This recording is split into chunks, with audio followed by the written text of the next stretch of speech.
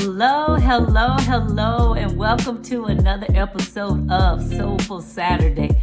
I am your host, Jema Hill-Cook with Kimji Counseling and Consulting, as well as the author of Reflections, What I Know to Be True, a 30-day devotional. Thank you so much for joining me once again. I truly appreciate it. I do not take it lightly that you have taken out just a few minutes on your Saturday to spend it with me on another Soulful Saturday. Thank you so much for following me on all things social at Kimji for the Soul. That's KIMJE, the number 4, thesoul.com.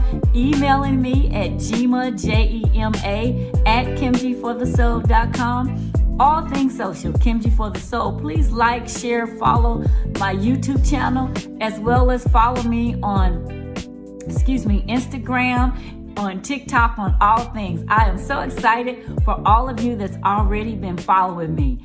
Today is the day that I will have my very first Healing Circle Grief Group, and I am so excited about it. I hope you all have signed up for it on my website at KimjiForTheSoul.com. Find the icon at the top that says Healing Circle. Click that and you'll get all the information you need as to where the event will be held. So thank you so much for those that's already registered. I look forward to seeing you. For those that were still trying to figure it out, you have time. It's going to be this Saturday, August the 15th, from 11 to 12:30. That's 11 a.m. to 12:30 p.m. And it is at a place called the Epiphany Art Gallery in Garland, Texas, downtown Garland. I'm so excited about the space in itself. But I'm looking forward to anyone that can come out and participate and be a part of what's called the Healing Circle. Because my goal, my job, my purpose, my mission is to help you heal from the inside out.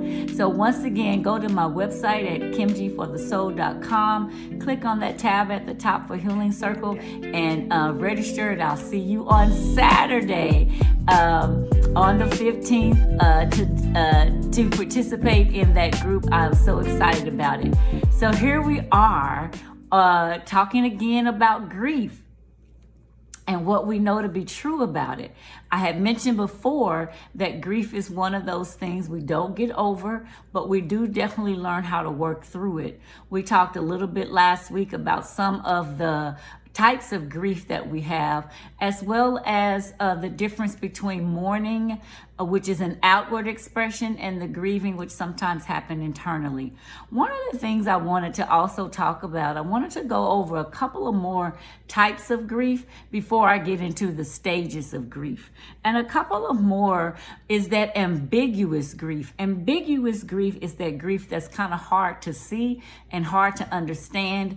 You may have been part of a relationship that may not have been the most healthiest for you, and something tragically happens to the person or persons, and you find yourself grieving that. And for some, it's hard to understand, why are you grieving the person that caused you so much pain and discomfort? And so that's that ambiguous grief that is kind of hard to see, kind of hard to even understand. There's one called collective and public grief. That's the grief where we mourn something collectively. As we are approaching 9/11, that was a collective public grief, right? The recent killing of Nolan Wells for us has been a collective and public grief. If we just think about the Sandy Hook children that were killed at the Sandy Hook school, we think about the 9 parishioners that were killed in church in South Carolina. That's that collective public grief that we grieve as a group, trying to understand, how did this happen? When a child is lost by way of anything violent, and it's a national story, we grieve that, right? We find ourselves collectively asking the questions why. So that is a collective public grief. There's also cumulative grief. as I mentioned last week, I talked about the loss of my siblings and how that was back to back to back. And so they were on top of one another, that cumulative grief where we're very seldom having the luxury of grieving one thing at a time, and you're experiencing several losses all at once, right? And so what does that look like, and how do you make your way through that? Because as you are working your way through one, then something else happens. As you're making your way through another one, something else happens. And so you have that grief that's compounded.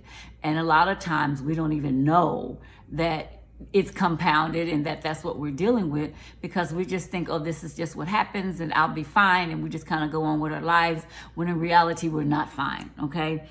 And then, as I think I talked a little bit about last time, was that secondary loss in the grief, where you may have lost a person or you may have lost the access. And so the secondary part of that is that, now that your person is gone, like they've moved away, and then the access to that person and all the things you guys used to do together, that's the secondary loss of that as well. And so there are different types of grief that we experience. And so I wanted to just touch a little bit more on a couple of those.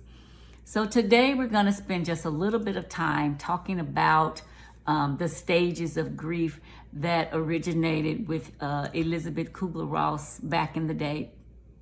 She came up with these 5 stages. Over time, there's been additional stages added, but we will spend our time talking about those original 5 that kind of took everything and kind of put everything in perspective for us, okay? So the 5 stages of grief are denial, there's anger, there's bargaining, there's depression, and then there's acceptance.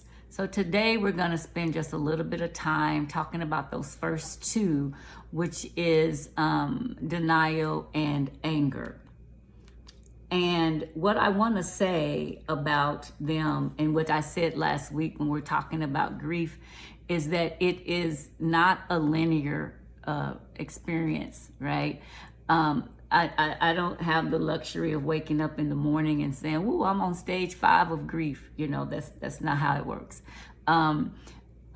So I just want us to remember that it's not linear, that it is circular, and that we do experience them in different stages and different forms. And so what we know to be true, the first stage is called denial. About denial is that grief, as we already know, is an overwhelming emotion, and that it can be intense at times for us to deal with. And so what happens a lot of times when we're in denial that it's actually happened, that the loss has happened. And sometimes it's not so much the loss in terms of maybe we know the person is deceased and is no longer with us, but it's hard to accept that part of it, right? That's where that denial is. It's like, no, that's not happening. And so when you think about, there's so many ways. So I say grief also is not just about loss of life, but just losses in general. So if you think about the different ways in which we lose or experience loss, you talk about a breakup or a divorce, we will come up in our mind and deny and be like, oh, they'll call me tomorrow. They're not really through with me. They're not really over me. If I lose my job, I might say, oh, that's a mistake. I know they didn't fire me, I know I can still go to work tomorrow, right? And so we're in denial about that. Sometimes even in the loss of life, because maybe something was so sudden and so unexpected that we have a hard time digesting it, and we are really still expecting to see that person again, or to have them call us because we're used to them calling us every day at the same time. And so that initial shock of the loss makes it hard for us to accept it. So we're kind of in the denial stage of that. So one of the other things that when we talk about denial is really even when we may get a diagnosis, a medical diagnosis, and we acknowledge that although we've received that diagnosis, there's not talking about me, I'll be fine. And there's a place for that, but you still have to acknowledge, what's going on and how it can or may impact you. Okay? So that's the first stage, denial. So remember, I said there's 5 stages. They're not linear. They're circular. So chances are you're on more than one stage at a time. So my pause to remind you that please seek help. Find someone to talk to. If you're experiencing anything that comes up for you as we're having these conversations, reach out to someone. As I stated, I'm licensed in the state of Texas, so feel free to reach out to me if you need to. But also just find somewhere that you can go that can help you work through some of the issues that may come up for you that you might now realize, oh my gosh, this is what I've been dealing with. This is what I've been experiencing, is some kind of grief. And so this will help you see some other things in your life as well. Okay. Now the second stage is anger, right? And anger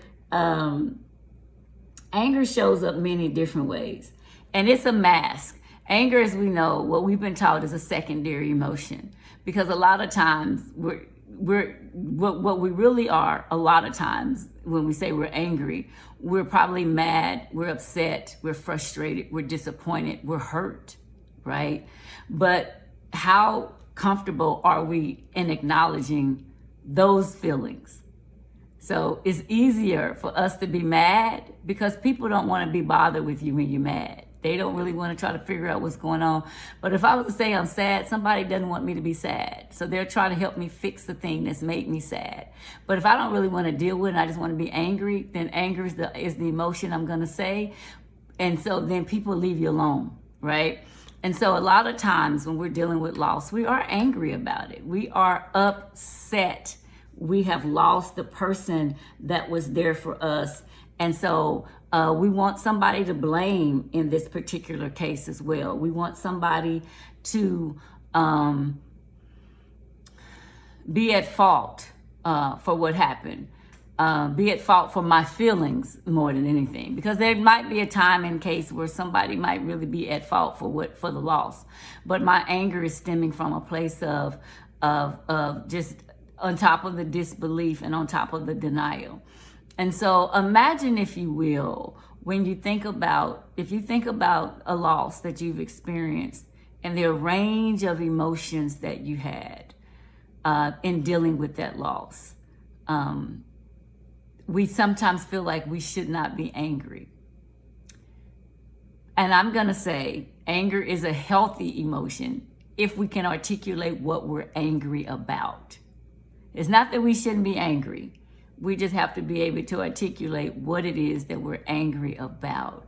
And so this is hard work. It's heavy work, but it's necessary. And so I'm going to pause right there for those two. Those are the 2 stages we'll talk about today: denial and anger. Okay? Think about how those 2 have shown up for you when you've had to deal with a loss, or you might be dealing with a loss. Especially loss of a job. Some of us put our hearts and soul into the place that we work. And when something happens and they remove us or they demote us or whatever it is they try to do, it really hurts, because we really thought that they cared enough about us to give us a notice greater than a day, right? And so it's difficult when you lose something that you've poured your life into. You've been somewhere 10 years or 15 years, 30 years, 40 years, and then all of a sudden they just say they don't need you anymore. And that is denial. Will be, oh, me? You don't need all the things I've done and you don't need me? Really? And then the anger kicks in. Like, all the times I stayed late, all the times I came in sick, all the times I did things that somebody else didn't do. Yeah, I got some feelings about that. And so loss comes in many different ways. Grief comes in many different ways. And what I want you to be able to do is I want you to be able to acknowledge where you are on this healing journey.